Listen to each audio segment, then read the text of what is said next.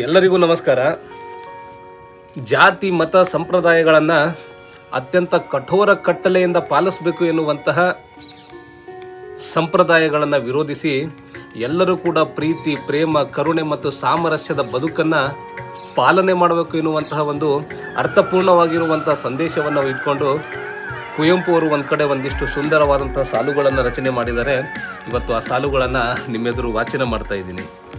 ಯಾವ ಕಾಲದ ಶಾಸ್ತ್ರವೇನು ಹೇಳಿದರೇನು, ಎದೆಯ ದನಿಗೂ ಮಿಗಿಲಾದ ಶಾಸ್ತ್ರವಿಹುದೇನು. ಎಂದೋ ಮನು ಬರೆಡಿತ್ತು ದಿಂದೆಮಗೆ ಕಟ್ಟೇನು, ನಿನ್ನೆದೆಯ ದನಿಯೇ ಋಷಿ ಮನು ನಿನಗೆ ನೀನು. ನೀರಡಸಿ ಬಂದ ಸೋದರನಿಗೆ ನೀರನ್ನು ಕೊಡಲು ಮನು ಧರ್ಮಶಾಸ್ತ್ರ ಏನ ಗೊರೆಯಬೇಕೇನು. ನೊಂದವರ ಕಂಬನಿಯನ್ನೊರೆಸಿ ಸಂತೈಸುವೊಡೆ ಶಾಸ್ತ್ರ ಪ್ರಮಾಣವದಕ್ಕಿರಲೇಬೇಕೇನು.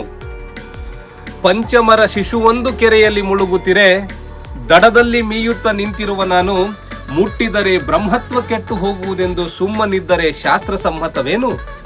ಹಿಂದಿನ ಋಷಿಗಳು ಮಾನವರೇ ನಮ್ಮಂತೆ, ಅವರ ಶಾಸ್ತ್ರವು ಅವರ ಕಾಲಕ್ಕೆ ಮಾತ್ರ. ಕಾಲಕ್ಕೆ ತಕ್ಕಂತೆ, ದೇಶಕ್ಕೆ ತಕ್ಕಂತೆ ನಮ್ಮ ಹೃದಯವೇ ನಮಗೆ ಶ್ರೀಧರ್ಮ ಸೂತ್ರ.